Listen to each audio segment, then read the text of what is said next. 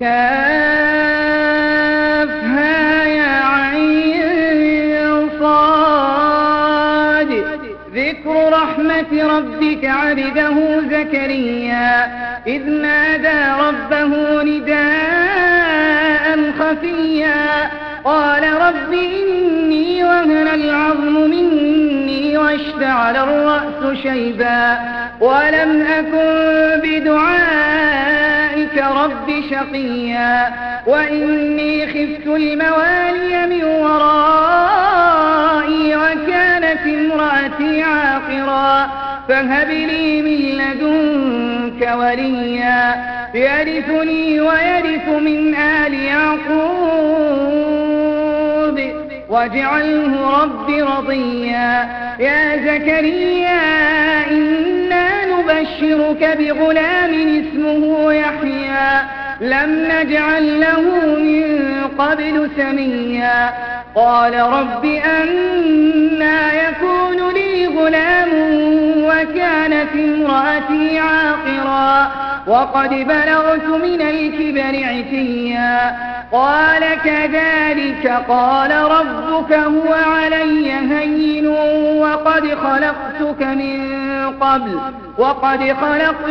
من قبل ولم تك شيئا قال رب اجعل لي آية قال آيتك ألا تكلم الناس 3 ليال سويا فخرج على قومه من الحمد لله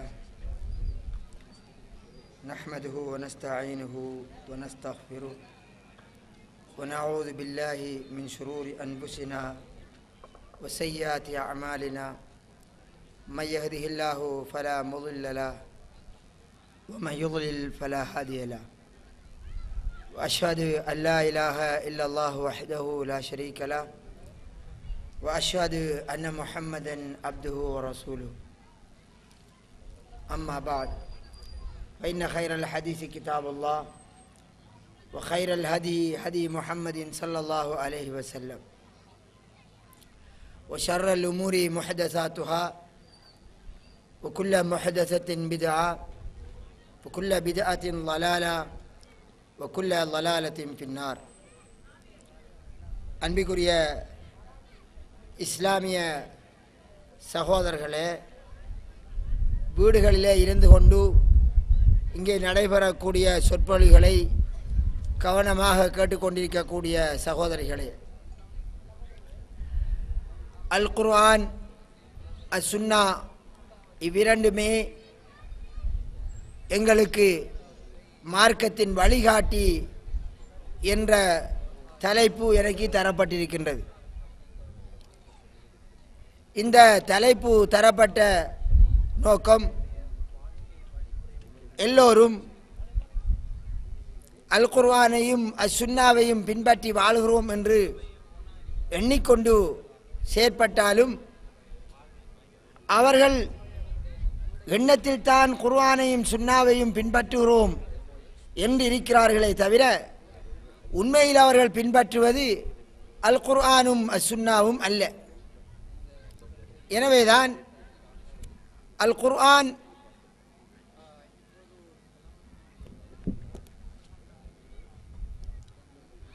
குர்ஆனும் அஸ் சுன்னாவையும் பின்பற்றுவதென்றால் அது எப்படி அமைய வேண்டும் என்பதை சற்று விளக்கமாக சொல்ல வேண்டியிருக்கிறது.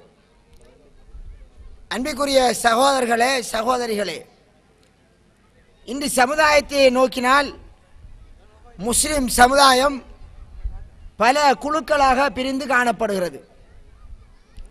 ஒரு சாராரை எடுத்தால் மதுஹப் அடிப்படையில் பிரிந்து காணப்படுகிறார்கள்.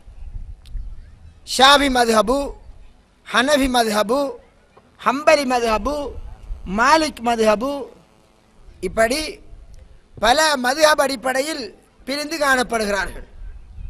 எமது நாட்டை பொறுத்தவரையும் இங்கே ஷாஃபி மதுஹப் என்று ஒரு சாராரும் ஹனஃபி மதுஹப் என்கிற சாராரும் இருக்கிறார்கள். இன்னும் ஒரு அடிப்படையில் நோக்கினால் முஸ்லிம்களை பொறுத்தவரை இயக்க ரீதியாக பிரிந்து காணப்படுகிறார்கள். தௌஹீத் ஜமாத்து, தப்லீக் ஜமாத்து, ஜமாத் இஸ்லாமி, இஹ்வான் முஸ்லிமீன், இது அல்லாத இன்னும் எத்தனையோ பெயர்களில் பிரிந்து காணப்படுகிறார்கள். இன்னொரு சாராரை எடுத்து நோக்கினால் அவர்கள் தரீக்கா அடிப்படையிலே பிரிந்து காணப்படுகின்றார்கள். ஷாதிலியா தரீக்கா, காதிரியா தரீக்கா, நக்ஸபந்தியா, திஸ்தியா, அலவியா, தீஜானியா, இப்படி தரீக்காக்கள் என்ற அடிப்படையில், அந்த அடிப்படையில் இலங்கையில் எத்தனையோ பிரிவுகள் இருக்கின்றது. இவர்கள் பிரிந்து செயற்படக்கூடிய இந்த கட்டத்திலே என்ன எல்லோரும் சொல்கிறார்கள், நாங்கள் குர்ஆனையும் ஹதீஸையும் தான் பின்பற்றுகிறோம், எங்களுடைய வழிகாட்டி குர்ஆனும் ஹதீஸும் தான், குர்ஆன் ஹதீஸை விட நாங்கள் வேறு எதற்கும் முக்கியத்துவம் கொடுப்பதில்லை, அல்லாஹ் சொன்னதைத்தான் நாங்கள் பின்பற்றுகிறோம் என்று சொல்லுகிறார்கள். இந்த பிரிவுகளை வழிநடத்தக்கூடிய அறிஞர்களை எடுத்தால் அவர்களும் இவ்வாறான ஒரு வாதத்தை சொல்லித்தான் இந்த சமுதாயத்தை வழிநடத்துகிறார்கள். அதனால் அந்த வாதத்தின் பின்னணியிலே தான் அவர்களை நம்பியிருக்கக்கூடிய சமுதாயமும் சென்று கொண்டிருக்கிறது. ஆனால் அன்பிற்குரிய சகோதரர்களே, இவர்கள் இவ்வாறு சொன்ன போதும் உண்மையில் அங்கே குர்ஆனையும் ஹதீஸையும் தான் எல்லோரும் பின்பற்றுகிறார்கள் என்றிருந்தால் ஏன் இவர்கள் தங்களுக்குள் பிரச்சனைப்பட்டுக் கொள்கிறார்கள்? ஒருவரை ஒருவர் வழிகாடு என்கிறார். குர்ஆனும் ஹதீஸும் மக்களுக்கு நேர்வழிகாட்டத்தான் வந்தது. மனிதர்களை வழிகாட்டிலிருந்து சொர்க்கத்திற்கு அழைத்து செல்வதற்காகத்தான் இந்த குர்ஆன் ஹதீஸ் இருக்கிறது. ஆனால் குர்ஆனும் ஹதீஸையும் எங்களின் வழிகாட்டி என்று சொல்லக்கூடியவர்களே ஒருவரை ஒருவர் வழிகாடு, தவறு, பிழையான வழியில் மற்றவர் இருக்கிறார்கள் என்று சொல்கிறார்கள். இதற்கப்பால் இன்னும் ஒரு படி, ஷாவிக்காரனுக்கு ஹனவிக்காரன் பொன் கொடுப்பதில்லை, தப்லீக்காரர் தௌஹீதுக்காரனுக்கு பொன் கொடுப்பதில்லை. இந்த மாதிரி தௌஹீதுக்காரன் ஒரு தௌஹீத் இல்லாத இன்னொரு இடத்துல போய் பொன் எடுப்பதில்லை. இந்த அளவுக்கு காவிர்களை போன்று நோக்குகிறார்கள். இதற்கப்பால் ஒரு படி, ரோட்டில் போகின்ற போது ஒரு பொதுமகன் பெறுவான், சலாம் சொன்னால் பதில் சொல்வார்கள். ஆனால் இங்கே நடக்கிறது, ஒரு இயக்கத்தான் இன்னொரு இயக்கத்தானை காணுகிற போது அஸ்ஸலாமு அலைக்கும் என்று ஒருவன் தச்சில சொல்லிவிட்டால் மற்றவன் சொத்தை சுருட்டிக்கு போறான். என்னென்று கேட்டால் அவன் யூதரை போன்றவன் என்று சொல்கிறான். இரண்டு பேரும் ஒரு குடும்பத்திலே ஒரே தாய்வாயத்திலே பிறந்த பிள்ளைகளாக கூட இருக்கலாம். என்றாலும் ஒருவரை ஒருவர் வழிகாடு என்று சொல்லக்கூடிய, ஒருவரை ஒருவர் காவிர் ஒன்று பார்க்கக்கூடிய, ஒருவரை ஒருவர் திட்டக்கூடிய நிலையை பார்க்கிறோம். எனவே சகோதரர்களே, இது ஒரு அடிப்படையில் சமுதாய ரீதியாக நாம் காணக்கூடிய முரண்பாடு. மார்க்க ரீதியாக எடுத்துக்கொண்டால் இரண்டு பேரும் சொல்லுகிறார்கள், நாங்கள் ரெண்டு தரப்பினரும், எதிர்த்தரப்பினான இரண்டு தரப்பும் சொல்கிறார்கள், நாங்கள் இரண்டு பேரும் குர்ஆனையும் ஹதீஸையும் தான் பின்பற்றுவோம் என்று சொல்கிறார்கள். ஆனால் ஒருவர் சொல்கிறார், ஒரு ஆண் வுதுவோடு இருக்கிற போது பெண்ணை தொட்டால் ஓத முடியும். என்னங்க ஆதாரம்? குர்ஆன் ஹதீஸ். இன்னொரு சொல்றார், இல்லை அது பிழ, பெண்ணை தொட்டால் ஓத முடியாது என்று அவர் சொல்கிறார். என்னங்க ஆதாரம்? குர்ஆனும் ஹதீஸும். அப்ப குர்ஆனும் ஹதீஸும் சொல்லுகின்ற வழி ரசூலுல்லாவின் வழி என்று எல்லோருக்கும் தெரியும். எல்லோருடைய எண்ணமும் என்ன? ரசூலுல்லாவுடைய வழியைத்தான் பின்பற்றுகிறோம். அப்படி என்றால் ஷாவிக்காரர் சொல்றார் பொம்பளை தொட்டா ஓத முடியும், ஹனவி மதபுக்காரர் சொல்றார் பொம்பளை தொட்டா ஓத முடியாது, தௌஹீதுக்காரன் சொல்றான் பொம்பளை தொட்டா ஓத முடியாது. இப்படி முரண்பாட காண்றோம். இப்ப கேட்கிறோம், உங்களுக்கு யாருங்க பொண்ணை தொட்டா ஓத முடியும் என்று சொன்னது? அதாங்க ரசூலுல்லாஹ் சொல்லி தந்தது என்று சொல்வார். இந்த கருத்து கொண்டவரிடம் கேட்டால் அவர் எங்களுக்கு ஹஸ்ரத் சொன்னார் என்று சொன்னாலும், ஹஸ்ரத்துக்கு யார் சொன்னாருங்க? அவர் தானுங்க குர்ஆனை பார்த்து சொன்னாரு, குர்ஆனில் இருக்கிறத தானே சொல்வார். எனவே பொம்பளை தொட்டால் ஒது முறியும் என்றது அதான் நபீர வழிமுறை என்று அவர் சொல்வார். முறிய மாட்டாதுங்கிறவர் உங்களுக்கு யாருங்க வழிகாட்டி? அதாங்க ரசூலுல்லாஹ் சொன்னது. அப்ப அவரும் என்ன சொன்னார்?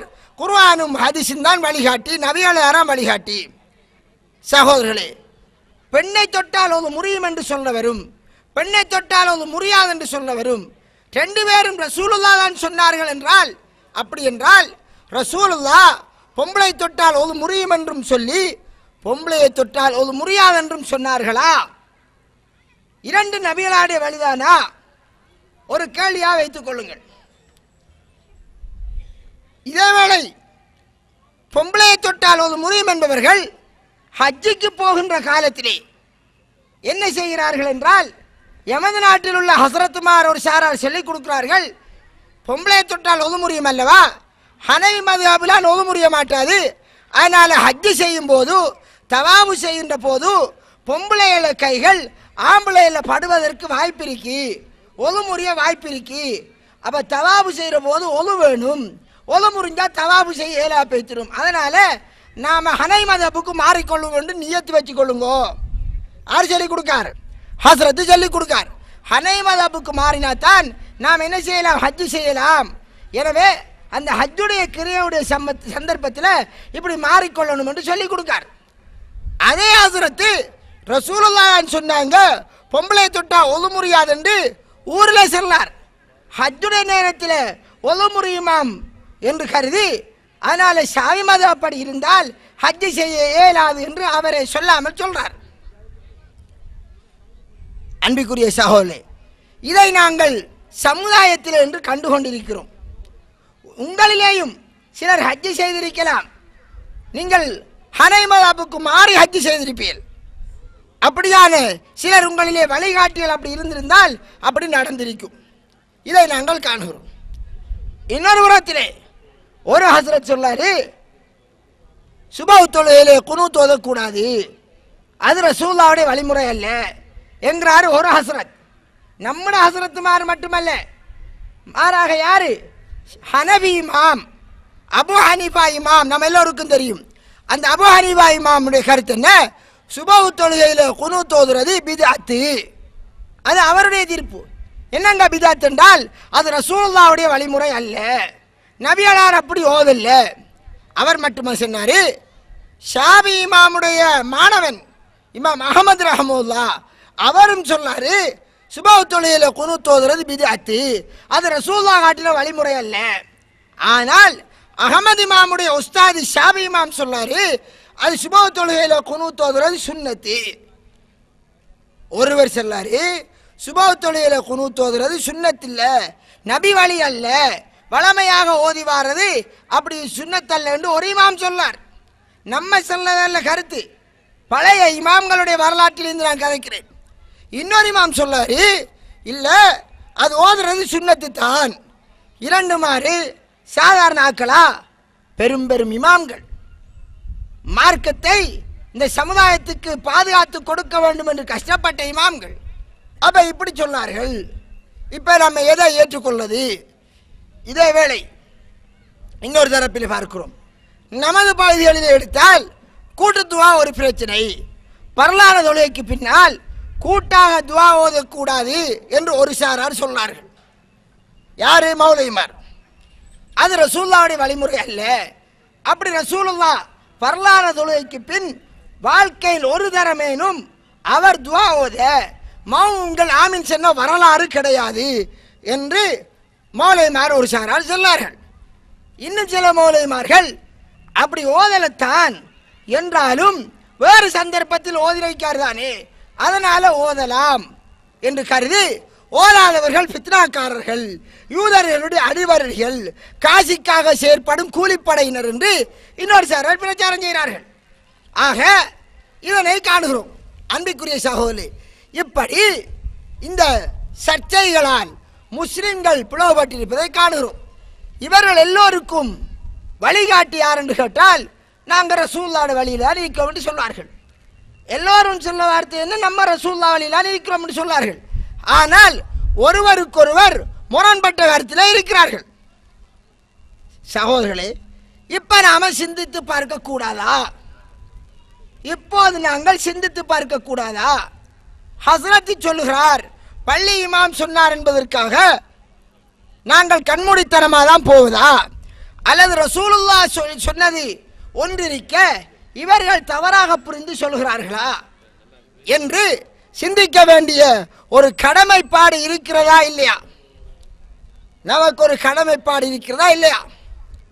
சகோதரர்களே, நான் கேட்கிறேன், நம்மள ஒரு சகோதரர் உங்களை யாராவது ஒரு பஜாருக்கு கிப்சி சாரம் வாங்க போறார். என்ன சாரன்? கிப்சி சாரன். கிப்சி சாரன் ஒரிஜினல் இந்தியாவோட சாரம் வாங்க போறார். இவ்வாறு வாங்க போறவர்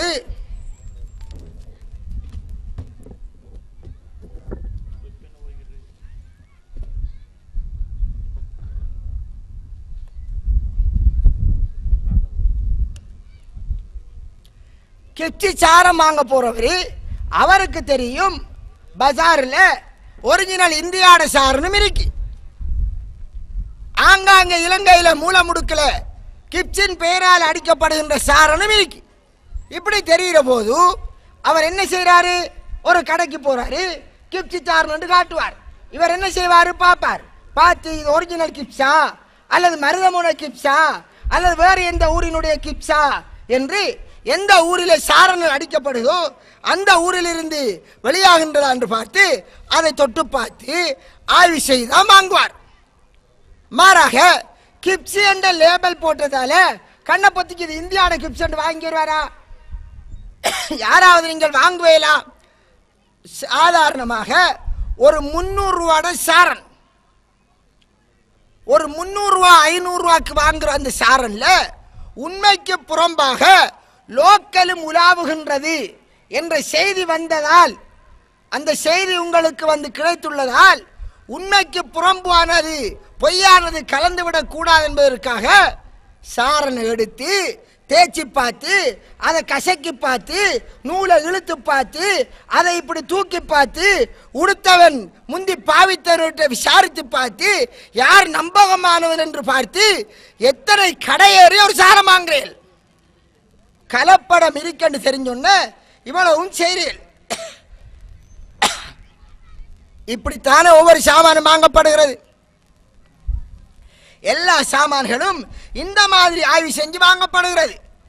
நமக்கு கிடைக்கிற சிறு சிறு ஆதாயங்களுக்காக நாங்க ஒரு பொய்யிலே ஏமாந்து விடக் கூடாது என்பதற்காக நம்ம இப்படி செஞ்சுக்கிறோம். இதேவேளை அன்பிற்குரிய சகோதரர்களே, ரசூலுல்லாஹி ஸல்லல்லாஹு அலைஹி சொன்னார்கள், இந்த உம்மத்து 73 கூட்டமாக பிரியும், ஒரே ஒரு சாரார் தான் சுவனம் செல்வார்கள், மற்ற 72 நரகம் போவார்கள் என்றார்கள். என்ன சொன்னார்கள்? இந்த உம்மத்து 73ஆக பிரியும், ஒரே ஒரு சாரார் தான் சுவனம் செல்வார்கள், மற்ற 72 சாராரும் நரகம் செல்வார்கள் என்று சொல்லுகிறார்கள். சுவனம் செல்கின்றவர்கள் யாரு? குர்ஆனையும் ஹதீஸையும், அதாவது அல்லாஹ் ரசூல் சொன்ன முறைப்படி வாழ்கிறவர்கள். அல்லாஹு தஆலா குர்ஆனிலே சொல்கிறான். என்ன சொல்கிறான்? மா கான லிமுமினின் வலா முமினத்தின் இதா கலல்லாஹு அம்ருஹு வரசூலுஹு அம்ரன் இதா கலல்லாஹு வரசூலுஹு அம்ரன் ஐயக்கூன லஹுமுல் ஹியரத்து மின் அம்ரிஹிம். சூரத்துல் அஹ்ஸாபிலே 36வது வசனம் என்னது? அல்லாஹ்வும் தூதரும் இதுதான் என்ற ஒரு விடயத்திலே முடிவெடுத்து விட்டால் அதற்கு மாற்றமாக ஒரு சொந்த கருத்து செல்கின்ற அதிகாரம் யாருக்கும் கிடையாது. அல்லாஹ்வும் ரசூலும் ஒரு விடயத்திலே இதுதான் என்று சொல்லிவிட்டால் சொந்த கருத்து கொடுக்கிற அடையாளம் அனுமதி யாருக்கும் இல்லை. அல்லாஹ்வுக்கும் ரசூலுக்கும் யார் மாறு செய்து விட்டானோ அவன் திட்டத்தெளிவான வழிகேட்டில் இருக்கிறான். யாராம்? அல்லாஹ்வுக்கும் ரசூலுக்கும் யார் மாறு செய்து விட்டானோ அவன் திட்டத்தெளிவான வழிகேட்டில் இருக்கிறான் என்று சொல்லுகிறான். எனவே நரகத்துக்கு போகக்கூடிய 72 கூட்டமும் யாரு? அல்லாஹ்வும் ரசூலும் சொன்னதற்கு மாற்றமாக நடப்பவர்கள். நம்ம சொல்றோம், ஒரு இந்தியாவில இருந்து ஒரிஜினல் கிப்ஸ் ஒன்று வருகிறது, லோக்கலில் நிறைய அடிக்கப்படுகிறது. இப்போது நல்லதை இனங்காண்பதற்காக நாம் முயற்சி செய்கிறோம். இதேவேளை ரசூலுல்லாஹி சொன்னார்கள், 73 கூட்டத்திலே நபியின் பெயரிலே உண்மையின் பெயரிலே 72 பொய் லேபலோடு இருப்பார்கள். 72 சாரார், ஒரே ஒரு சாரார் தான் உண்மை மீது இருப்பார்கள், உண்மையின் மீது இருப்பவர்கள். மற்ற 72 சாராரும் உண்மைக்கு புறம்பில்லாமல் இருப்பவர்கள், வழிகாட்டில் இருப்பவர்கள். ரசூலுல்லாஹ் இன்னொரு சந்தர்ப்பத்தில் என்ன செய்கிறார் என்றால், ஒரு கோட்டை கீறுகிறார்கள். நேரான ஒரு கோட்டை கீறிவிட்டு அதுக்கு வலப்பக்கத்திலும் இடப்பக்கத்திலும் இன்னும் பல கோட்டை கீறுகிறார்கள்.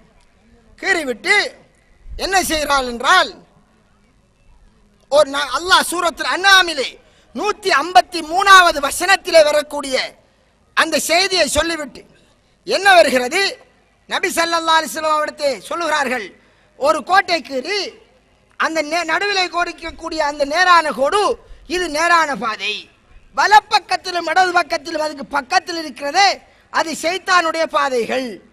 அதை சொல்லிவிட்டு இந்த குர்ஆன் வசனத்தை ஓதுகிறார்கள். வஅன்ன ஹாதா சிராத்தி முஸ்தகீமா, இதுதான் எனது நேரான பாதை. இத்தபிஉ ஃபத்தபிஉ, அதை நீங்கள் பின்பற்றுங்கள். வலா தத்தபிஉ சுபுல், பக்கத்தில் இருக்கிற பல பாதைகள், நேர்வழிக்கு பக்கத்திலே பல பாதைகள் இருக்கும், நேர்வழி போன்றிருக்கிறது. அதை சுட்டிக்காட்டும் முகமாக என்ன சொன்னார்கள், அந்த பல பாதைகளை பின்பற்றாதீர்கள். அல்லாஹ் சொல்கிறான், அப்படி நீங்கள் பின்பற்றினால் நேரான பாதையை விட்டும் உங்களை அப்படியே வழிகாட்டின் பக்கம் எடுத்து சென்று விடும் என்ற கருத்து கொண்ட சூரத்துல் அன்ஆமினுடைய 153 வசனத்தை ஓதுகிறார்கள். சகோதரர்களே, எனவே நேரான பாதை ஒன்றுதான். சுவர்க்கத்துக்கு ஒரு சாரார் தான் சுவனம் போக முடியும், மற்ற 72 சாரார் நரகம் போவார்கள். யார் அவர்கள்? யார் தெரியுமா? அல்லாஹ் இங்கு குர்ஆனிலே பல வசனங்களில் அடக்கிறான். சூரத்துல் நிசாவிலே அல்லாஹ் தஆலா 59வது வசனத்திலே சொல்கின்றான், யா அய்யுஹல்லதீன ஆமனு, ஏ ஈமான் கொண்டவர்களே. சூரத்துன் நிசா 59வது வசனம். ஏன் நான் வசன இலக்கத்தை சொல்கிறேன்? தர்ஜுமத்துல் குர்ஆன் உங்களுடைய வீடுகளிலே இருக்கும், அவற்றை எடுத்து நீங்கள் பாருங்கள், அதற்காக சொல்கிறேன். ஏ ஈமான் கொண்டவர்களே, அல்லாஹ்விற்கு வழிபடுங்கள், ரசூலுக்கு வழிபடுங்கள், உங்களில் கட்டளை பிறப்பிக்கின்றவர்களுக்கு வழிபடுங்கள். இந்த வசனத்தின் சரியான பொருள், இஸ்லாமிய ஆட்சி கொண்ட அதிகாரிகள், உலுல் அம்ர் என்ற வசனத்தின் சரியான பொருள், அதில் சிலர் அறிஞர்கள் என்ற கருத்து கொடுத்தாலும் அதன் சரியான விளக்கம், இஸ்லாமிய ஆட்சியாளர்கள், உண்மையான இஸ்லாமிய சட்டத்தின்படி நடக்கக்கூடிய அவர்கள் சொல்லுகின்ற கட்டளைக்கு வழிபடுங்கள் என்று சொல்லிவிட்டு, ஒரு விடயத்திலே நீங்கள் சர்ச்சைப்பட்டு விட்டால், உங்களுக்கிடையிலே கருத்து முரண்பாடு வந்துவிட்டால், அல்லாஹ் ரசூலினுடைய தீர்ப்பின் பக்கம் செல்லுங்கள். நீங்கள் அல்லாஹ்வையும் ஆகிரத்தையும் விசுவாசம் கொண்டவர்களாக இருந்தால், அல்லாஹ்வையும் மறுமை நாளை நீங்கள் நம்பி இருந்தால், உங்களுக்கிடையிலே ஒரு சர்ச்சை வருகிறதா, அல்லாஹ் ரசூல் என்ன சொன்னார் என்று பாருங்கள் என்று அல்லாஹ் இந்த வசனத்தில் சொல்லுகிறான். அன்பிற்குரிய சகோதரர்களே, இந்த வசனம் நேர்வழி நடப்பவர்கள் எப்படி இருக்க வேண்டும் என்பதை சொல்லுகிறது. கருத்து வரபாடு முஸ்லிம்களுக்கு மத்தியிலே வரலாம், அறிஞர்களுக்கு மத்தியிலே வரலாம், வழிகாட்டிகளுக்கு மத்தியிலே வரலாம். அப்படி வந்தாலும் நேர்வழியை தெரிந்து கொள்ள வேண்டுமா? நீங்கள் தலைவர் சொல்லுகிறார், ஊர் பெரியார் சொல்லுகிறார், ஊர் ஹஸ்ரத் சொல்லுகிறார் என்று போகாதீர்கள்.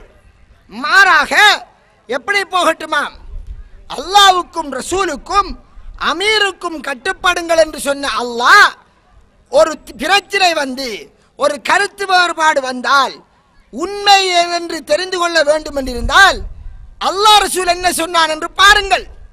அமீரின் பக்கம் திரும்பி பார்க்க வேண்டாம் என்று அல்லாஹு தஆலா தெளிவாக சொல்லுகிறான்.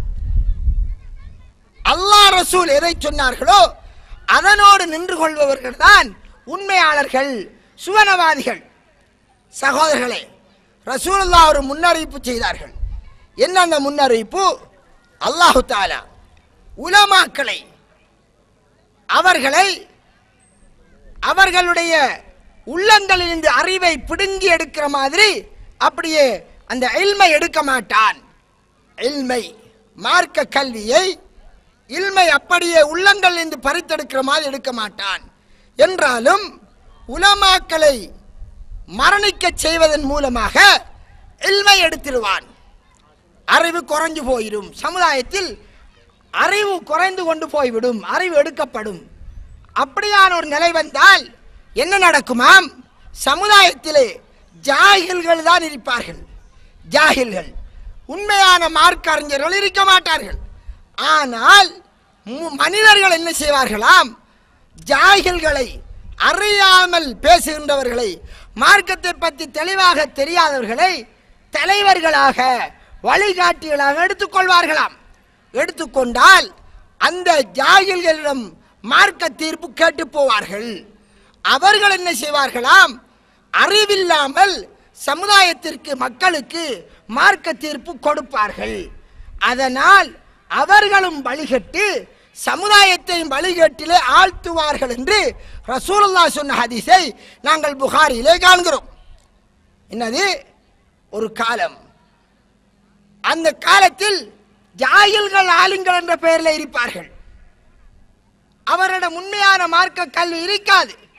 ஆனால் மக்கள் அதை புரிந்து கொள்ளாததால் அவர்களை வழிகாட்டிகளாக எடுத்து, தலைவர்களாக எடுத்து வழி நடந்து போவார்கள்.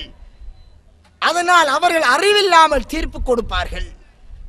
அவர்களும் வழிகட்டு சமுதாயத்தையும் வழிகட்டிலே ஆழ்த்துவார்கள். இப்படி ரசூலுல்லாஹ் சொல்லியிருக்காங்க. அப்படி சொன்னதால் இப்படி வழிகாட்டிலே ஆனால் என்ன நடக்கும்?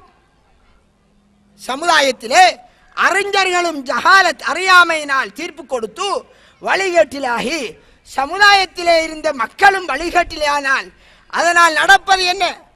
ரெண்டு சாராரும் நரகம் போவார்கள். குர்ஆனிலே அல்லாஹு தஆலா ஒரு வசனத்திலே தெளிவாக சொல்லுகிறான். மறுமை நாளையிலே நரகத்திலே வழி தவறிய சமுதாயத்தினரையும் வழி கெடுத்த சமுதாயத்தினரையும் நரகத்திலே வீசி எறிகின்ற போது அவர்கள் அல்லாஹ்விடம் அப்போது கையை விரித்து அல்லாஹ்விடம் கெஞ்சுவார்கள், அல்லாஹ்விடம் கதறுவார்கள். ரப்பனா, எங்களது இரட்சகனே, இன்னா அத்தானா சாதத்துனா குபரானா, நாங்கள் எங்களுடைய தலைவர்களுக்கும் எங்களுடைய பெரியார்களுக்கும் வழிபட்டு போனோம், அவர்கள் எங்களை வழிகெடுத்து விட்டார்கள். அதனால் அவர்களுக்கு 2 மடங்கு தண்டனை கொடுப்பாயாக. என்ன சொல்வார்களாம்? நரகத்தில் இருந்து கொண்டு சொல்வார்கள், எங்களுடைய தலைவர்கள், எங்களுடைய வழிகாட்டிகள், பெரியார்கள், ஹஸ்ரத்துமார் என்று சொல்லுகிறோம், யாராக இருந்தாலும் வழிகாட்டுகிறவர்கள், இவர்களுக்கு தாம் வழிபட்டோம், அல்லாஹ் ரசூலுக்கு நாங்கள் வழிபடவில்லை. அதனால் அவர்களுக்கு எங்களுக்கு 1 மடங்கு தண்டனையா, அவர்களுக்கு 2 மடங்கு தண்டனை கொடுப்பாயாக என்று நரகத்திலே இருந்து கொண்டு கதறுவார்கள். அப்ப எனவே அல்லாஹ் என்ன சொல்றான்?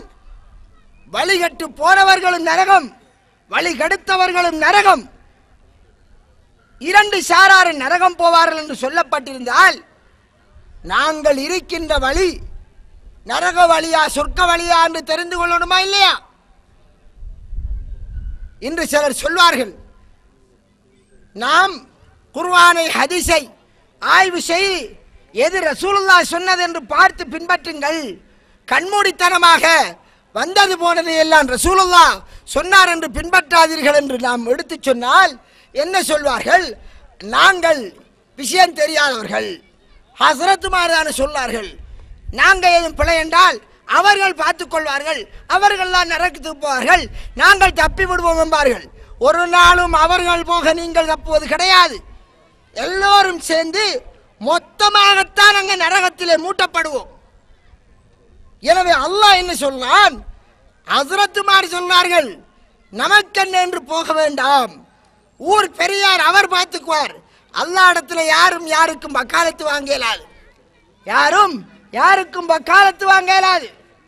ரசூலுல்லாஹி ஸல்லல்லாஹு அலைஹி வஸல்லம் அவர்கள் ஃபாத்திமாவை கூப்பிட்டு சொன்னார்கள்.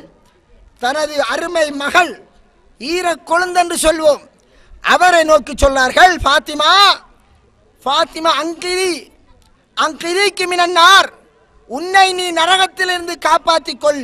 லா உகுனி அன்கி மினல்லாஹி ஷைஆ, அல்லாஹ்விடமிருந்து அவனிடமிருந்து வரக்கூடிய தீங்குகளை உன்னை விட்டு நான் காப்பாற்ற முடியாது, உனக்கு நான் எந்த பிரயோசனம் செய்ய முடியாது அந்த நாளையில். எனவே உன்னை நரகத்திலிருந்து காப்பாற்ற வழியை நீ தேடிக்கொள் என்று ரசூலுல்லாஹ் ஃபாத்திமா நாய்க்கு சொன்னார்கள். நம்ம என்ன சொல்லலாம், எங்களுக்கு என்ன தெரியும் விஷயம்?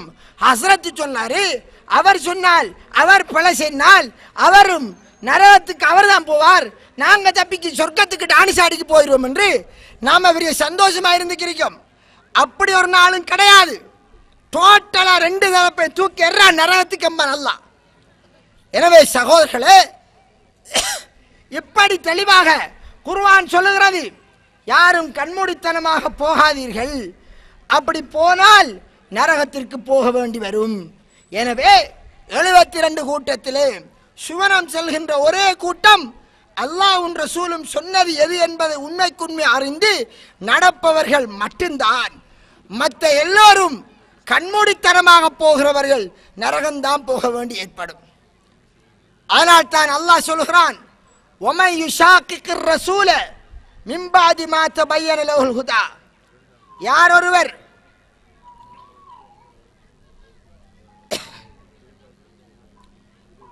சூரத்து நிசாவிலே 115வது வசனத்திலே சொல்றான், இது நேர்வழி என்று தெரிந்ததற்கு பின்னர், இது நேர்வழி என்று தெரிந்ததற்கு பின்னர் நேர்வழிக்கு புறம்பாக ரசூலுக்கு மாற்றமாக நடக்கிறாரோ, மூமின்களுடைய பாதை அல்லாததை பின்பற்றாரோ. என்னது மூமின்களுடைய பாதை என்றால், அதைத்தான் சூரத்துல் அஹ்ஸாபினுடைய 36வது வசனம் சொல்லுகிறது. மூமின்கள் அல்லாஹ்வும் ரசூலும் ஒரு முடிவை எடுத்தால் அதற்கு கட்டுப்படுவார்கள், அதற்கு மாற்றமாக சொந்த கருத்து வைக்க மாட்டார்கள். அதான் மூமின்கள் என்கிற கருத்து அல்லாஹ் சொல்லான். எனவே அல்லாஹ் ரசூல் சொன்னதற்கு மாற்றமாக வேறொரு முறையிலே நடக்காதவர் மூமின். எனவே அவ்வாறு நடக்காமல், மூமின் மாதிரி நடக்காமல் ரசூல் வழிக்கு யார் மாறுபடுகிறாரோ அவரை போகின்ற வழியிலே அவரை திருப்பி நரகத்திலே கொண்டு போய் சேர்த்திடுவோம் என்று அல்லாஹு தஆலா சொல்றான். எனவே அன்பிற்குரிய சகோதரர்களே, இவ்வளவு தெளிவாக வந்திருக்கின்ற இந்த வேளையில் நாம் கண்மூடித்தனமாக ஹஸ்ரத் சொன்னாரு அவர் பார்த்துக் கொள்வார் என்று போகக்கூடாது, அந்த இமாம் சொன்னார் இந்த இமாம் சொன்னார் என்று போகக்கூடாது. மாறாக ரசூலுல்லாஹ் என்ன சொன்னார் என்று பார்த்து போவது கடமை. எப்படி பார்ப்பது? இப்ப பார்ப்போம்.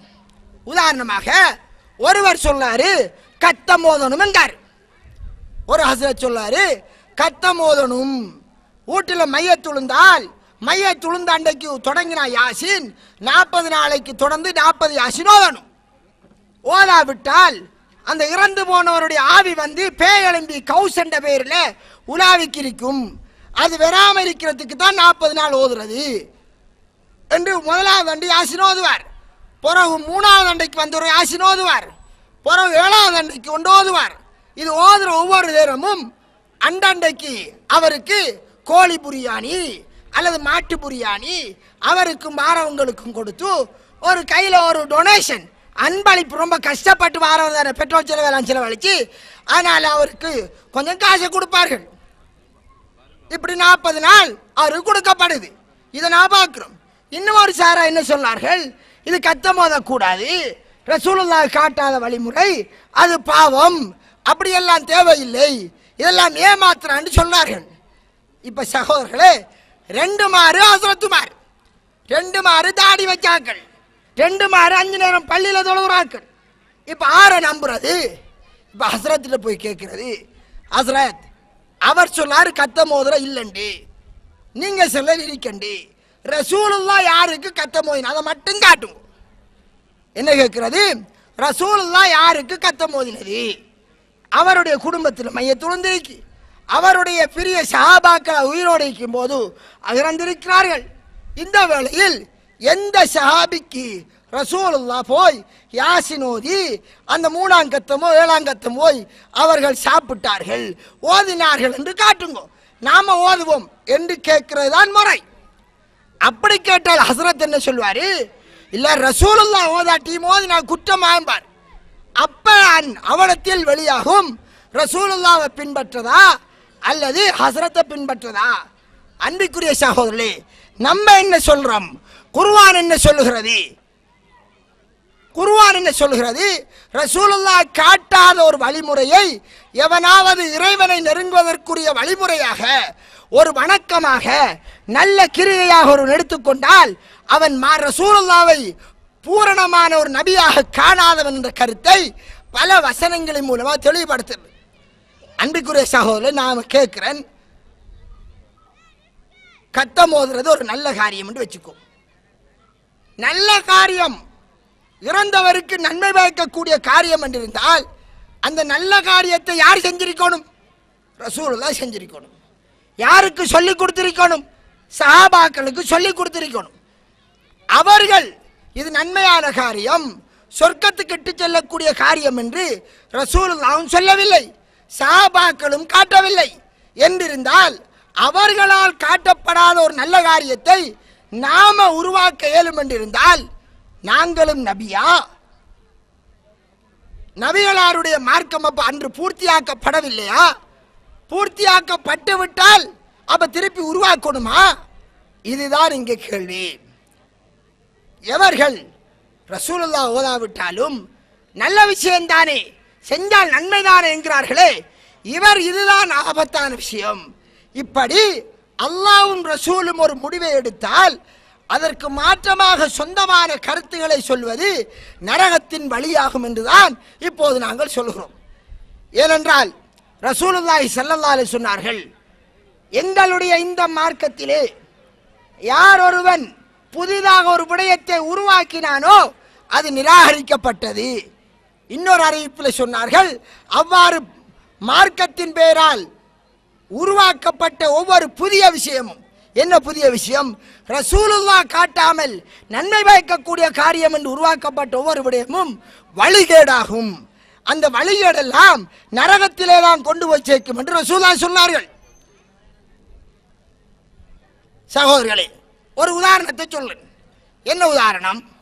ஒரு சந்தர்ப்பத்திலே ரசூலுல்லாஹி ஸல்லல்லாஹு அலைஹி வஸல்லம் மனைவி ஆயிஷா ரலியல்லாஹு அன்ஹாவிடம் 3 பேர் வருகிறார்கள். 3 சஹாபாக்கள் வருகிறார்கள். 3 சஹாபாக்கள் வந்து ரசூலுல்லாஹ்வுடைய வணக்க வழிபாடை பற்றி கேட்கிறார்கள். ஆயிஷா ரலியல்லாஹு அன்ஹா நபிகளாருடைய வணக்க வழிபாடுகளை அவர்கள் எடுத்துச் சொன்னதற்கு பின்னால அந்த 3 பேரும் ஒரு முடிவை எடுக்கிறார்கள். அதில் ஒருவர் சொன்னார், நான் இனிமேல் இரவையில் தூங்க மாட்டேன், இரவெல்லாம் நின்று வணங்க போகிறேன் என்ற முடிவை எடுக்கார். ஏனென்றால் ரசூலுல்லாஹ் முன்பின் பாவம் மன்னிக்கப்பட்டவர், அவருடைய வணக்கம் இப்படி என்றால் நாமோ பாவிகள், அப்படி என்றால் பாவிகளாக நாங்கள் எப்படி வணக்கம் செய்யணும் என்று அவர் கருதி அந்த முடிவை சொல்கிறார். நான் இரவில் தூங்காமல் வணக்கம் செய்ய போகிறேன் என்கிறார். மற்றவர் என்ன முடிவு எடுக்கிறாரு? பகலெல்லாம் நோன்பு நோக்க போகிறேன், நோன்பு இல்லாமல் ஒரு நாளும் இருப்பதில்லை என்ற முடிவை எடுக்கிறார். 3வது என்ன முடிவு எடுக்கிறாரு? மனைவியை விட்டு ஒதுங்கி வணக்கத்திலேயே திளைத்திருக்க போகிறேன், பிள்ளை குட்டி ஒன்றும் தேவையில்லை என்று அவர் முடிவெடுத்தார். இது ரசூலுல்லாஹ்வுடைய வரலாற்றில் நடக்குது. ரசூலுல்லாஹ்வுடைய வரலாற்றில் நடக்கிற பல உதாரணங்கள் இருந்தாலும், நான் சொல்ல இந்த தலைப்பை வழங்குவதற்கு பல விடயங்கள் இருந்தாலும் குறிக்கப்பட்ட இந்த நேரத்திற்குள் ஒரு சில உதாரணத்தை மட்டும் சொல்லி முடிக்க பார்க்கிறேன். இந்த 3 பேரும் இப்படி சொல்லி போய்விட்டார்கள். ரசூலுல்லாஹி ஸல்லல்லாஹு அலைஹி வஸல்லம் வீட்டுக்கு வந்த போது ஆயிஷா ரலியல்லாஹு அன்ஹா சொல்கிறார்கள், இப்படி இன்னார் வந்தார்கள், இவர்கள் இப்படியெல்லாம் சொன்னார்கள். ரசூலுல்லாஹி ஸல்லல்லாஹு அலைஹி வஸல்லம் அவர்களை அழைத்து, நீங்க தானா இப்படி சொன்னாக்கள்னு கேட்கிறார்கள். எப்படி? இரவெல்லாம் நின்று வணங்க போகிறேன், பகலெல்லாம் நோன்பு பிடிக்க போகிறேன், மனைவி மக்களை விட்டு குடும்பத்தை விட்டு ஒதுங்கி வணக்கத்தில் இருக்க போகிறேன் என்று சொன்னவர்கள் நீங்கள் தானா என்று ரசூலுல்லாஹ் விழிப்படைந்து விட்டு அவர்களுக்கு விழிப்பூட்டி விட்டு சொல்லுகிறார்கள், நன்றாக கேளுங்கள், நான் இரவையில் தூங்குகிறேன், நின்று வணங்குகிறேன். இரவு முழுதும் நின்று வணங்குவது எனது முறை அல்ல. சுன்னத்தான நோன்பு பிடிக்கிறேன், பிடிக்காமலும் இருக்கிறேன். எல்லா பகல் காலங்களில் நோன்பு பிடிப்பதும் எனது முறை அல்ல. நான் மனைவி மக்களோடு இருக்கிறேன். எனவே இந்த வழிமுறையை யார் புறக்கணித்தாரோ அவர் என்னை சார்ந்தவர் அல்ல என்று சொன்னார்கள். யாருக்கு சொல்கிறார்கள்?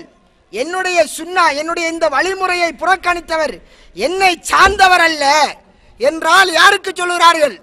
இரவெல்லாம் நின்று வணங்க தொடங்கினவருக்கு சொல்லுகிறார்கள், பகலெல்லாம் நோன்பு பிடிக்க தொடங்கினவருக்கு சொல்லுகிறார்கள். மனைவி மக்கள் தேவையில்லை, காலமெல்லாம் வணக்கத்தில் இருக்க போகிறவன் என்றவருக்கு ரசூல் என்ன சொன்னார்கள்? நீங்கள் வழிகாட்டிலே போகிறீர்கள் என்பதை அவர்கள் சொல்லாமல் சொன்னார்கள். எனது வழிமுறைக்கு மாற்றமாக போகிறவர் என்னை சார்ந்தவர் அல்ல. சகோதரர்களே, 3 பேரும் கஞ்சா குடிக்க போறனுங்கையும் இல்லை, பேச்சாரம் செய்ய போறனுங்கவும் இல்லை, வேறு பெரும் பாவங்களை செய்ய போறனுங்கவும் இல்லை. சொன்னதெல்லாம் என்ன? வணக்க வழிபாட்டில் திளைத்திருக்க போகிறோம் என்று சொன்னார்கள். வணக்க வழிபாட்டில் இருக்க போகிறோம் என்று சொன்னார்கள். அவர்களை பார்த்து சொன்னார்கள், எனது வழிமுறைக்கு மாற்றமாக காலமெல்லாம் நோன்பு பிடித்தால், எனக்கு வழிமுறைக்கு மாற்றமாக இரவெல்லாம் நின்று வணங்குவதால் நீங்கள் என்னை விட்டு வெளியேறியவர்கள் என்ற கருத்தை ரசூலுல்லாஹி சொல்லி நரக வழியில் செல்கின்றவர்கள் என்கிறதை சூசகமாக சொல்லுகிறார்கள். இதுதான் நபி வழியை நாங்கள் புரிந்து கொள்வதற்கான ஒரு சாதாரண விஷயம். அல்லாஹ் தஆலா குர்ஆனிலே ஒரு வசனத்திலே சொல்கிறான், அல்லாஹ்விடம் பிரார்த்திக்கின்றது எப்படி என்பதை பற்றி சொல்லும் போது ஒரு வசனத்திலே என்ன சொல்றான்? நீங்கள் உங்களுடைய ரப்பிடத்திலே உது ரப்பக்கும் தலர்ருஅவ் வ குஃபியா, இறைவன் உங்களுடைய ரப்பிடத்திலே பிரார்த்தியுங்கள். சூரத்துல் ஆராப் 55வது வசனம். உங்களுடைய ரப்பிடத்திலே தலர்ருஅன், பச்சாதப்பட்டவர்களாக, ரகசியமாக, மெதுவாக பிரார்த்தியுங்கள் என்று சொல்லிவிட்டு இன்னஹு லா யுஹிப்புல் முஅ்ததீன், வரம்பு மீறுகிறவர்களை அல்லாஹ் நேசிக்க மாட்டான் என்கிறார். என்னையாம்? உங்களுடைய ரப்பிடத்திலே பச்சாதப்பட்டு நீங்கள் பிரார்த்தியுங்கள், மெதுவாக பிரார்த்தியுங்கள், வரம்பு மீறுகிறவர்களை, அப்படி என்றால் என்ன? சத்தம் போட்டு அல்லாஹ்வுடைய தூதர் காட்டாத வழிமுறையிலே பிரார்த்திக்கின்றவர்களை இறைவன் என்ன சொல்லுகிறான்? வரம்பு மீறுகின்றவர்கள் அவர்களை இறைவன் நேசிக்க மாட்டான். இன்னொரு வசனத்திலே அல்லாஹ் தஆலா சொல்லுகிறான், வذ்குர் ரப்பக ஃபீ நஃப்ஸிக தலர்ருஅன் வ ஹீபத்தன் வ தூனல் ஜஹர், உன்னுடைய ரப்பை ஞாபகப்படுத்துவாயாக. துஆ செய்வது, திக்ரு செய்வது எப்படி செய்யட்டுமாம்? தலர்ருஅன், பச்சாதப்பட்டவனாக, இறைவனை பயந்தவனாக, சத்தத்தை போடாமல், சத்தம் போடாமல் மெதுவாக செய்யுங்கள் என்கிறான். இப்ப நம்ம என்ன செய்யறோம்? சத்தம் போட்டு எல்லோரும் ஆமீன் செல்லுங்கள் என்று சொல்லி உரத்த குரலிலே துஆ செய்தால் அல்லது திக்ரு செய்தால் இது வரம்பு மீறிய ஒரு காரியமாக இறைவன் சொல்கிறான். இறைவன் சொன்னதுக்கு மாற்றமாக சத்தம் போட்டு செய்தால் இறைவன் விரும்புவான் என்று சத்தம் போடாததை சத்தம் போட்டு செய்தால் அது அல்லாஹ்வுடைய வெறுப்புக்குத்தான் காரணமாக அமையும். இதை உங்களுக்கு விளங்கப்படுத்தட்டுமா? உதாரணம், நல்ல முறையில் கேளுங்கள், உங்களுக்கு விளங்கக்கூடிய உதாரணம். இஷாவுடைய தொழுகையை சத்தம் போட்டு இமாம் ஓதி தொழுதார். இமாமுடைய ஓதல் மாமுமுக்கு கேட்கிறது. ஓத தெரியாதவர்கள் அதை கொண்டு பிரயோசனப்படுகிறார்கள். லொகருடைய தொழுகை, அசருடைய தொழுகையை இமாம் சத்தம் போட்டு ஓதுவதில்லை. அதனால் ஓத தெரியாதவர்களுக்கும் பிரயோசனம் இல்லை. சில நேரம் அவர்கள் சூரத்துல் ஃபாத்திஹா கூட தெரியாமல் இருப்பார்கள். அப்ப நான் கேட்கிறேன், லோகருடைய தொழுகையிலே அந்த பிரயோசனம் வருகிறது என்பதற்காக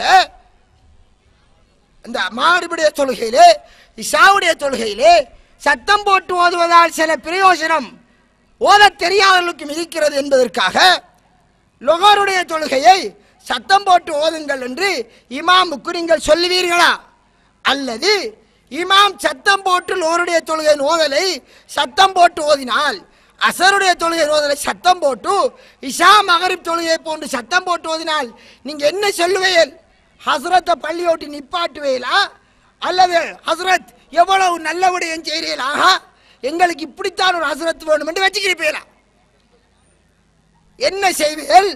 என்ன இவர் புதுசா மார்க்கத்தை கொண்டு வந்து விட்டார், என்ன புதுசா மார்க்கத்தை கொண்டு வந்து விட்டார், இவ்வளவு நாள் மெதுவாத்தானே செய்தோம், இவர் பள்ளியோட்டுடன் நிப்பாட்டின் நம்பியில் அவர் சொல்லார், ஹஸ்ரத்து என்ன நல்லந்தானங்க, உங்களுக்கு எத்தனை பேருக்கு ஓத தெரியாம இருக்கும், நான் ஓதினா உங்களுக்கும் அது பிரயோசனம் தானே என்று சொன்னதற்காக இஷா லோர் தொழுகையும் அசர் தொழுகையும் சத்தம் போட்டு ஓதுவதற்கு அனுமதிப்பீர்களா? யாரும் அனுமதிக்க மாட்டீர்கள். ஏன்? ரசூலுல்லாஹ் அப்படி காட்டல. அப்ப என்ன அதோட கருத்து? ரசூலுல்லாஹ் எதை மெதுவாக செய்தார்களோ அதை மெதுவாகத்தான் செய்ய வேண்டும், அமைதியாக சொன்னதை அமைதியாகத்தான் சொல்ல வேண்டும், எதை சத்தமிட்டு ஓதி தொழுதார்களோ அதை சத்தமிட்டு ஓதித்தான் தொழ வேண்டும் என்று விளங்குதானே. இது மாதிரி தான் ரசூலுல்லாஹ்வுடைய வரலாற்றில் ஒரு உதாரணம். ஸல்லல்லாஹு அலைஹி வஸல்லம் அவர்கள் ஹைபர் யுத்த சந்தர்ப்பம் என்று வருகிறது, சஹாபாக்களோடு போய் கொண்டிருக்கிறார்கள். அவர்கள் உயரமான இடங்களிலே ஏற போன்ற போது அல்லாஹு அக்பர் என்று சொல்வார்கள். இப்படி சத்தம் போட்டு லா இலாஹ இல்லல்லாஹ் அல்லாஹு அக்பர் என்று சத்தம் போட்டு திக்ர் செய்தார்கள். முஸ்லிம் கிரந்தத்தில் வரக்கூடிய ஹதீஸ், கூட்டு துஆவை ஓதுவது சுன்னத்து, நாங்கள் விடமாட்டோம், யார் சொன்னாலும் விடமாட்டோம் என்று சொல்லக்கூடிய ஹஸ்ரத்துமார்களே, இந்த ஹதீஸ்களை கொஞ்சம் கேளுங்கள். தவறு இருந்தால் வாருங்கள், ஒரு அழகான அன்பான பேச்சொன்று பேசுவோம், வேற விவாதம் அல்ல, அதெல்லாம் அர்த்தம் இல்லை, ஒரு அழகான டிஸ்கஷன் வைப்போம். ரசூலுல்லாஹ் சஹாபாக்களோடு போகிறார்கள், சத்தம் போட்டு ஓத வேண்டிய நேரம் வருகிறது, சஹாபாக்கள் ஓதி விடுகிறார்கள். அல்லாஹு அக்பர் என்று எல்லா சஹாபாக்களும் தக்பீர் சொன்னார்கள், லா இலாஹ இல்லல்லாஹ் என்று எல்லாரும் ஒருமித்து சொன்னார்கள். நல்ல விஷயம் என்று நாம சொல்வோம். ஆனால் ரசூலுல்லாஹ் என்ன சொன்னார் தெரியுமா? இர்பஉ ஃபீ அன்புசிக்கும், உங்களுக்கு கேட்கிற மாதிரி நீங்க சொல்லிக் கொள்ளுங்கள், நீங்கள் செவிடனை அழைக்கவில்லை. என்ன சொன்னார்கள்? செவிடனை அழைக்கவில்லை, மறைவாக தூரமாக இருப்பவனை அழைக்கவில்லை, எனவே உங்களுக்கு கேட்கிற மாதிரி சொல்லுங்கள் என்று ரசூலுல்லாஹ் சத்தம் போட்டு திக்ர் செய்தவர்களை தடுக்கிறார்கள். அன்பிற்குரிய சகோதரர்களே, இது மாதிரி தான் நாம் என்ன சொல்றோம்? ஒரு ஹஜ்ரத் சொன்னார், பரலான தொழுகைக்கு பின்னால் கூட்டா துஆ ஓதணும். அவருடன் கேட்கிறோம், ரசூலுல்லாஹ் எப்போதாவது 23 வருட காலத்திலே தொழுகை கடமையாக்கப்பட்டு அவர்கள் மதீனாவுக்கு பின் போய் 10 வருஷம் இருந்த அந்த காலத்தில் ஒரு நாளைக்கு 5 வக்து பிரகாரம் அவர்கள் தொழுதிருக்கிறார்கள். ஒரு வக்திலேனும் பரலான தொழுகைக்கு பின் அவர்கள் உட்கார்ந்து ஆம் துஆ செல்ல பின்னுக்கு இருந்த சஹாபாக்கள் எல்லாம் ஆமீன் சொன்ன வரலாறு ஒன்றை காட்ட முடியுமா? இல்லை, கிடையாது. எந்த ஹதீஸ் கிரந்தத்திலும் கிடையாது, லைவான ஹதீஸும் கிடையாது. அப்ப ஏன் நீங்கள் ரசூலுல்லாஹ்வுக்கு மாற்றமாக செய்கிறீர்கள் என்று கேட்டால், அது பரலான தொழுகைக்கு பின்னால ஓதுனதான் என்றாலும் தல்பியா சொல்ல போது லெப்பை கண்டு சத்தம் போட்டு தானே செல்லுமுங்க. அப்ப இவனுக்கு என்னென்று செல்லது? இப்படி சொன்னால் இதுக்கு என்னென்று விளக்கம் சொல்ல? அப்ப எங்க தல்பியாங்கிறது சத்தம் போட்டு செல்லணும், அது ரசூலுல்லாஹ்வுடைய முறை. எவடத்தை சத்தம் போட்டாரோ அவர் செய்ததை அவர் அது மாதிரி செய்யணும். எவ்வளத்தையாவது நான் வேற இடத்தை சத்தம் போட்டு ஓதலாம் என்றால், மற்ற இடத்துல ஓதலாம் என்றால், அப்ப லோர் தொழுகையின் சத்தம் போட்டு ஓதுங்க. ஹஸ்ரத்தில் செல்லுங்க, ஹஸ்ரத் எங்களுக்கு இஷா தொழுகையில் ஓதக்க விளங்குது, லோர் தொழுகையில் ஓதத்தில் நிறைய பேர் வராங்க, கொஞ்சம் சத்தம் போட்டு ஓதுறலான்னு கேட்கல, எப்படி இருக்கும்? அவர் என்ன சொல்வார்? இல்லை ஓதையலாம்பார். ஏன் இங்கே ஓதையலாது? அது ரசூலுல்லாஹ் அங்கே லோர் தொழுகை சத்தம் போட்டு ஓதலம்பார். அப்போ ரசூலுல்லாஹ் லோர் தொழுகை சத்தம் போட்டு தலை ஓதினா பிழையா? பிழையம்பார். அது மாதிரி தானங்க அதுவும் என்றால் அது அவர்கள் விளங்கணும். நியாயவாதிகள் என்றால் விளங்க வேண்டும். எனவே ரசூலுல்லாஹ்வுடைய வழிமுறை எதுவோ அதனோடு நின்று கொள்பவர்கள் தான் நேர் வழி பெற்றவர்கள். அந்த நேர்வழிக்கு மாற்றமாக நபிகளார் செய்யாவிட்டாலும் நாங்கள் பரவாயில்லை என்று செய்யலாம் என்றால் ரசூலுல்லாஹ்விற்கு மார்க்கம் கற்றுக் கொடுக்க வந்தவர்கள் அல்ல சகோதரர்களே. நபிகளார் பரிபூர்ணமானவர், அவர் கொண்டு வந்த மார்க்கம் பூரணமானது. அவரை பின்பற்றுவதுதான் கடமை அன்று உருவாக்குவதல்ல. இப்ப நான் கேட்கிறேன், பின்பற்றுதல் என்ற ஒரு வார்த்தை சொல்வார்கள். ஒரு கராட்டி கிளாஸுக்கு போறோம், அல்லது ஒரு ஒரு பீட்டி வளர்கிற இடத்துக்கு போறோம், ஏதாவது ஒன்றுக்கு போனால் எங்களுக்கு வழிகாட்டு ஒருவர் இருந்து பழக்கினால் அவர் ஃபலோமி என்பார். என்னை பின்பற்று என்று சொன்னால் ஃபலோமி என்று போன அந்த இடத்திலே அவர் செய்வதை பார்த்து நாம் செய்வதா, அல்லது நாமளும் ஒன்றை உருவாக்கி கொண்டு இதுவும் அந்த பீட்டியில் உள்ளதுதான் அல்லது கராட்டியிலும் உள்ளது என்பால் போடா வெளி என்பார். ஒன்றை கராட்டியை நீ வந்து அதை காட்டி. சாதாரணமா மனிதன் உருவாக்கிய சித்தாந்தங்களிலேயே, பிராக்டிக்கல்லேயே, பயிற்சிகளிலேயே அந்த ஒரு வழிகாட்டி ஒன்றை உருவாக்கினால் அதற்கு மாற்றமாக ஒன்றை அதனுடைய பெயரிலே சேர்த்தால் அவரை வெளியேற்றுகிறார்கள். இது முஹம்மது நபிகளார் உருவாக்கிய மார்க்கமா? ரசூலுல்லாஹ் உருவாக்கினார்கள்? இல்லை, இது அல்லாஹ்வுடைய மார்க்கம். அருமை ரசூலுல்லாஹ்விற்கு கூட தான் நினைத்த ஒன்றை ஹலால் என்பதற்கு அதிகாரம் கிடையாது, தான் நினைத்த ஒன்றை ஹராம் என்பதற்கு அதிகாரம் கிடையாது. அல்லாஹ் எதையாவது மார்க்கம் என்று சொன்னால் அதைத்தான் அவர் சொல்ல வேண்டும். அதைத்தான் அல்லாஹு தஆலா குர்ஆனிலே சொல்கிறான். நபியே நீங்கள் சொல்லுங்கள். என்ன சொல்லுங்கள்? அத்தபி இல்லா மா யுஹா இலைய, எனக்கு வஹி மூலமாக எது அறிவிக்கப்படுகிறதோ அதை தவிர வேற எதையும் பின்பற்றுவதில்லை என்று நபியே நீங்கள் சொல்லுங்கள். யார் சொன்னான்? அல்லாஹ் சொன்னான். பாருங்கள் ஒரு உதாரணத்தை. ரசூலுல்லாஹி ஸல்லல்லாஹு அலைஹி வஸல்லம் அவர்களை அல்லாஹ் எப்படி நெறிப்படுத்துறான்? நபி ஸல்லல்லாஹு அலைஹி வஸல்லம் அவர்கள் அவருடைய மனைவி ஜெய்னபுடைய வீட்டிலே தேன் இருந்தது. அப்ப என்ன செய்யறாங்க என்றால், காலையில போய், அவருக்கு தேனோட ரொம்ப பிடிப்பு, அதுல நோய் நிவாரணமும் இருக்கிறது, அந்த தேன் குடிக்க போறாங்க. நபிகளாருக்கு அப்போ இருக்கிற மனைவிமார்கள்ல ஆயிஷா ரலியல்லாஹு அன்ஹா, ஹப்ஸா ரலியல்லாஹு அன்ஹா போன்றவர்களுக்கு இப்படி இவர் காலையில் அடிக்கடி தேன் குடிக்கிறதுக்கு ஜெய்னபுடைய வீட்டை போறது பிடிக்கல. அப்ப என்ன செய்யறாங்க? எப்படியாவது நிப்பாட்டணும் என்றதற்காக, அது ஒருவருக்கு பல மனைவியர் இருந்தால் ஒருவர் மீது மற்றவருக்கு ஆத்திரம் பெறும். சக்களத்திமார்களுக்குள்ள பிரச்சனை இருக்கிற விடயத்தில் ரசூலுல்லாஹ் கூட விதிவிலக்கில்லை, அது இருந்தது. நபிர மனைவிமார்கள் கூட விதிவிலக்கில்லை. அதனால பல மனைவியர் உள்ளவர்கள் அதை பற்றி அனுபவம் பட்டிருந்தால் அதற்கேற்ப நபிகளாருடைய வழிமுறையை வைத்து நடந்து கொள்ள வேண்டும். சகோதரர்களே, இப்போ இவங்க முடிவெடுத்தாங்க எப்படியாவது நிப்பாட்டணும். அப்போ என்ன சொன்னாங்கன்னு சொன்னால், நபிகளார் வருகின்ற போது அவருடைய வாய் வாசம், அதாவது தேனை குடித்து ஜெய்னபுட ஊட்டிலிருந்து வருகிற போது அவரை வாயில் துருவாட வார மாதிரி நாம் எடுத்து சொல்வோம்.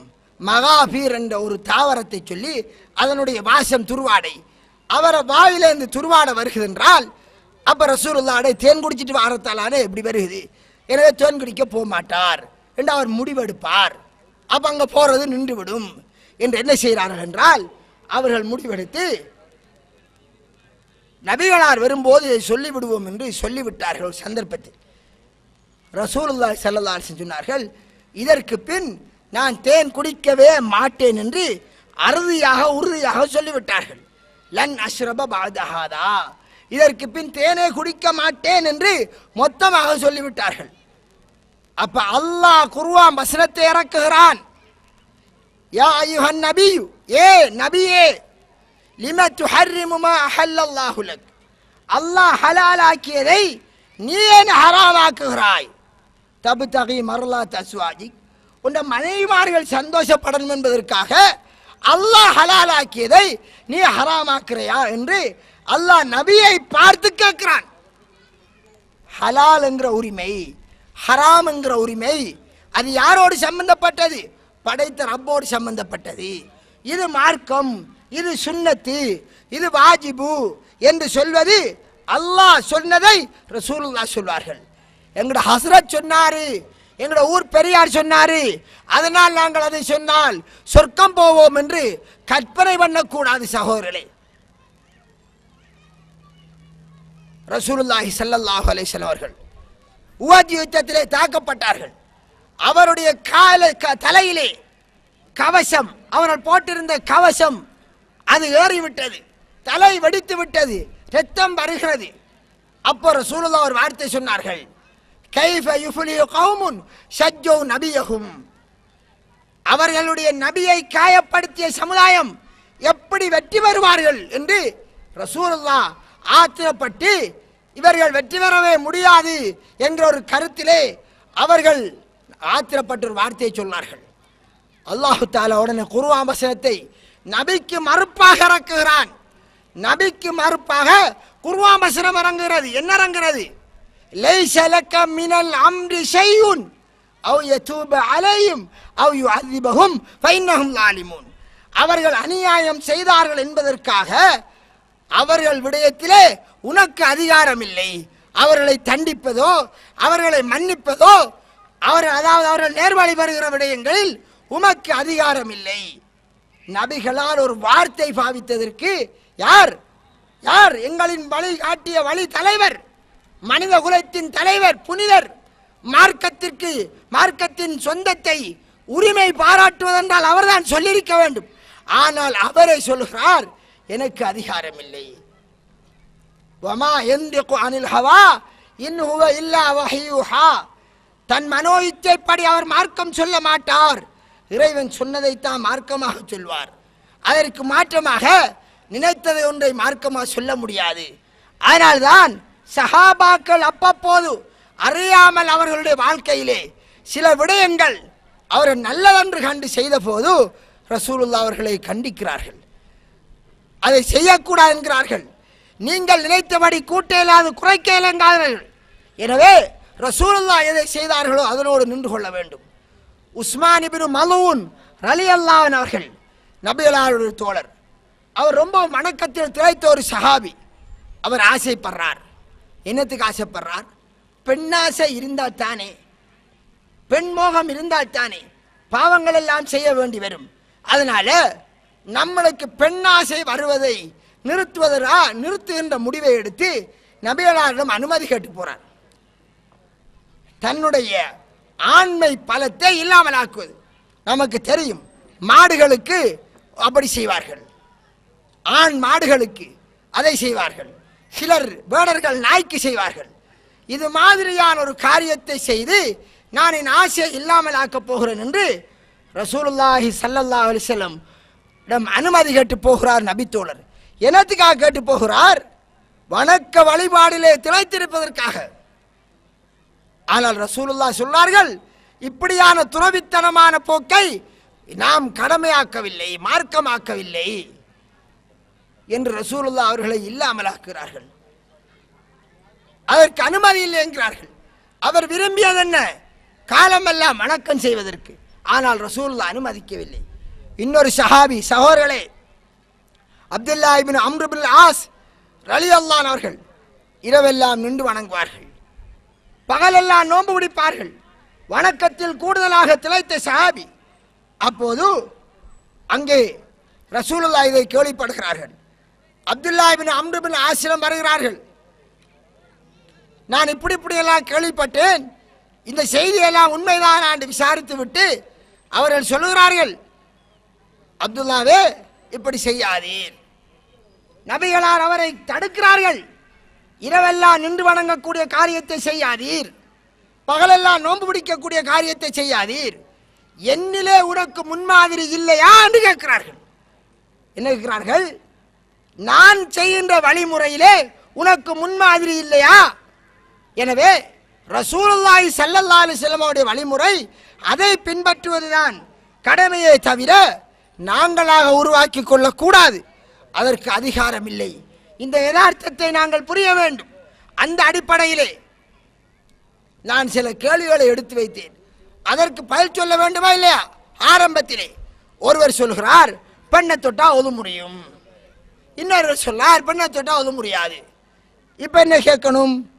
பெண்ணை தொட்டால் ஒது முடியும் என்று நபிகளாருடைய வழிமுறையில் ஏதாவது இருக்கிறதா? ரசூலுல்லாஹ் சொன்னார்களா என்று பார்க்க வேண்டும்.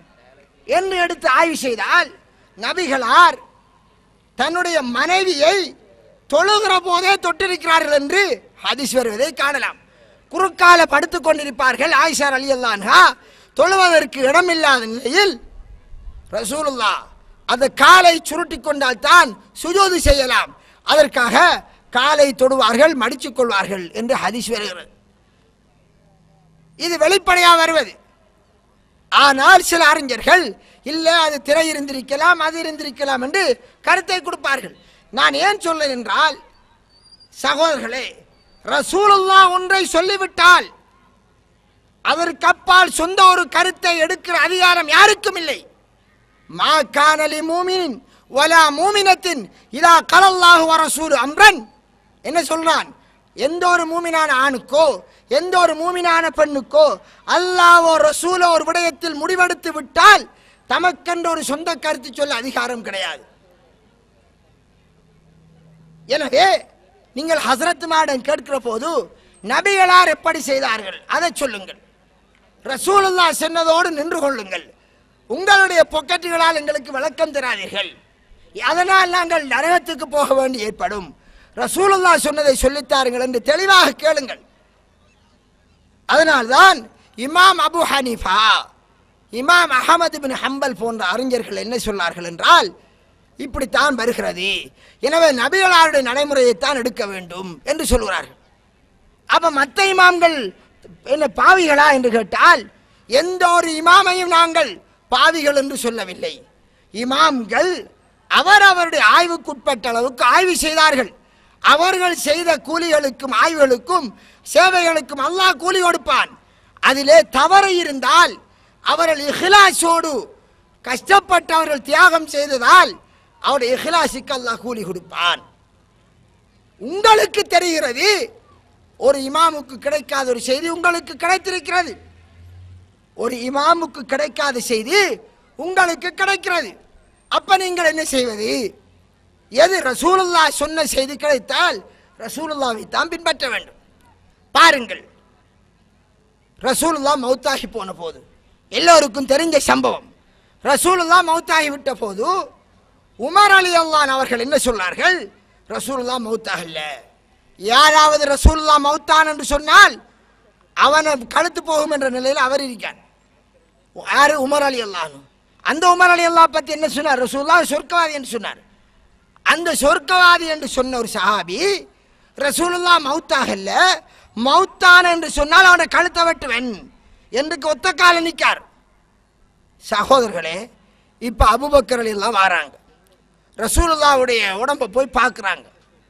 தீபித்த ஹையன் வ மையிதா, உயிரோடும் இறந்த நிலையிலும் நீங்கள் மனமாக இருக்கிறீர்கள் என்று சொல்லிவிட்டு உமர் ரலியல்லாஹு அவர்கள் இருந்த அந்த இடத்துக்கு வராங்க. வந்து என்ன சொல்கிறார்கள்? வமா முஹம்மதுன் இல்லா ரசூல், குர்ஆன் வசனம் ஒன்றை ஓதுகிறார்கள். முஹம்மது நபி அல்லாஹ்வுடைய தூதரை அன்று வேறு யாரும் இல்லை. அவர் இறந்து விட்டால் அல்லது கொல்லப்பட்டு விட்டால் நீங்கள் புறமுதுகு காட்டி போய்விடுவீர்களா என்ற குர்ஆன் வசனத்தை ஓதியதும் உமர் ரலியல்லாஹு அவர்கள் அப்படியே ஆட்டம் கண்டு விட்டார்கள். உடனே அவர்கள் சரணடைந்து விட்டார்கள். ரசூலுல்லாஹ்வினால் சுவனவாதி என்று சொல்லப்பட்ட அந்த நபித்தோழர் தான் ஒரு தவறான கருத்தில் இருக்கார். ஒரு சில நிமிடத்துக்கு முன்னர் என்னது? ரசூலுல்லாஹ் மௌத்தாக மாட்டார் என்ற கருத்தில் இருக்கார். அபூபக்கர் ரலியல்லாஹு அவர்கள் வந்து ரசூலுல்லாஹ் மௌத்தாகி விட்டார்கள் என்று மௌத்தாவதற்கான ஆதாரத்தை குர்ஆனிலிருந்து எடுத்து வச்ச போது உமர் ரலியல்லாஹு அவர்கள் உடனே சரணடைந்தார்கள். தன்னுடைய கருத்தை தூக்கி எறிஞ்சார்கள். இடுவாம்புக்காக பிடித்துக் கொண்டிருக்கவில்லை. சொன்னார்கள், மன்கான யாபுது முஹம்மதன் ஃபஇன்ன முஹம்மதன் கது மாத்த. அபூபக்கர் சொன்னார்கள், யாராவது முஹம்மதை வணங்கிக் கொண்டிருந்தால் அந்த முஹம்மது நிச்சயமாக மரணித்து விட்டார். யார் அல்லாஹ்வை வணங்கினாரோ அந்த அல்லாஹ் என்று உயிரோடு இருக்கிறான் என்று அபூபக்கர் ரலியல்லாஹு அவர்கள் குர்ஆன் வசனத்தை சொல்லி சொன்ன போது அவர்கள் திகைத்து விட்டார்கள். உமர் ரலியல்லாஹு அவர்கள் எங்களுடைய சமுதாயத்து தலைவர்கள் வழிகாட்டிகளை போன்று அடம் பிடிக்கவில்லை. இதுதான் அல்லாஹ்வை பயந்த இமாம்களின் முறை. ஒரு விடயம் ஆதாரமாக அவர்களுக்கு கிடைக்காததால் ஒரு தவறில் இருந்திருப்பார்கள். அவர்களுக்கு அந்த ஆதாரம் கிடைத்திருந்தால் அவர்கள் அந்த தவறை விட்டிருப்பார்கள். உமர் ரலியல்லாஹு அவர்கள் இந்த குர்ஆன் வசனத்தை அபூபக்கர் ரலியல்லாஹு சொல்லி மரணித்து விட்டார் என்ற செய்தியை சொல்வதற்கு முன்னர் அவர் சொல்லிக்கொண்டு இந்த கருத்து தவறா இல்லையா? ரசூலுல்லாஹ் மௌத்தாகவில்லை என்றால் அல்லாஹ்வுடைய ஸ்தானத்துக்கு கொண்டு போய் வைக்கிற மாதிரி, மௌத்தாகவே மாட்டார் என்றால் அல்லாஹ் மட்டும்தான் மௌத்தாகவே மாட்டான் என்பதற்கு தகுதியானவர் என்பதை அபூபக்கர் விளங்கப்படுத்தினார்கள். அன்பிற்குரிய சகோதரி, நல்ல மனிதர்கள், அல்லாஹ்வை பயந்த இமாம்கள் ஒருவருக்கொருவர் சில கருத்து முரண்பட்டார்கள்.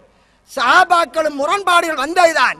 ஆனால் அல்லாஹ்வுடைய திருவசனத்தை அவர்களுக்கு எடுத்து சொன்னால், ரசூலுல்லாஹ் இப்படி சொல்லியிருக்கிறான் எடுத்து சொன்னால், தங்களுடைய சொந்த கருத்தை தூக்கி எறிந்து விட்டு அல்லாஹ்விற்கு கட்டுப்பட்டோம், சமீஅனா வஅதனா, ரசூலுக்கு அவர் வழிபட்டோம் என்று அல்லாஹ் ரசூலுக்கு அப்படியே கட்டுப்படுவார்கள். இதுதான் மூமின்களுடைய முறை. இந்த மாதிரி தான் அந்த காலத்தில் வாழ்ந்த இமாம்கள் நல்லடியார்கள் அப்பப்போது ஆய்வு செய்கின்ற போது இப்போது இருக்கிற வசதியெல்லாம் வந்து இருக்கவில்லை.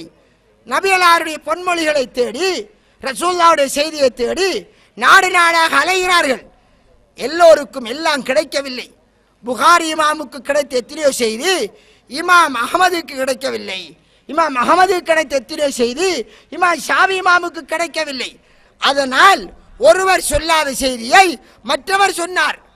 ஆனால் நமக்கு அந்த இமாம்களுடைய கிதாபுகளை எல்லாம் வைத்து பார்க்கிற போது, ஆஹா, இந்த இமாமுக்கு கிடைக்காதது இந்த இமாமுக்கு கிடைச்சிருக்கு, எல்லாம் ரசூலுல்லாஹ் சொன்னது என்று வருகிறது என்று தெரிந்ததன் பின்னரும், நாம் ரசூலுல்லாஹ் சொன்னார் என்று தெரிந்ததன் பின்னரும் இந்த உஸ்தாத் சொன்னா தான் பின்பற்றுவேன், அல்ல ஷேக் சொன்னா தான் பின்பற்றுவேன், அமீர் சொன்னா தான் பின்பற்றுவேன், ரசூலுல்லாஹ்வை பார்க்க மாட்டேன், அவர்கள் எல்லாரும் தவறு செய்திருப்பார்களா என்று கண்மூடித்தனமாக கேட்டிருந்தால், நான் ஓதிய திருக்குர்ஆன் வசனத்தில் வருவதைப் போன்று, யா அல்லாஹ், நாங்கள் பெரியார்களுக்கும் தலைவர்களுக்கும் வழிபட்டு விட்டோம், வழிகாட்டில் ஆழ்த்தி விட்டார்கள், அல்லாஹ் ரசூலுக்கு வழிபடவில்லை, அதனால் எங்களை நரகலோகத்தில் எங்களுக்கு ஒரு தண்டனை என்றால் அவர்களுக்கு 2 மடங்கு தண்டனை கொடுப்பாயாக என்று நரகத்தில் நாங்கள் கதற வேண்டிய நிலையை வரும் என்பதை கூறி, எல்லா விடயங்களிலும் நாங்கள் ஒரு விடயத்தில் சர்ச்சை வந்தால் ரசூலுல்லாஹ் என்ன சொன்னால் என்று கேட்டு தெரிந்து பின்பற்றி சுவனத்திற்கு செல்கின்ற அந்த வழியை தேடுங்கள். 73 கூட்டத்திலே சுவனம் செல்லக்கூடிய சொர்க்கவாதிகள் கூட்டத்தில் சேருங்கள் என்று கேட்டு முடித்துக் கொள்கிறேன். வாஹிரு தாவானா அல்ஹம்துலில்லாஹி ரப்பில் ஆலமீன்.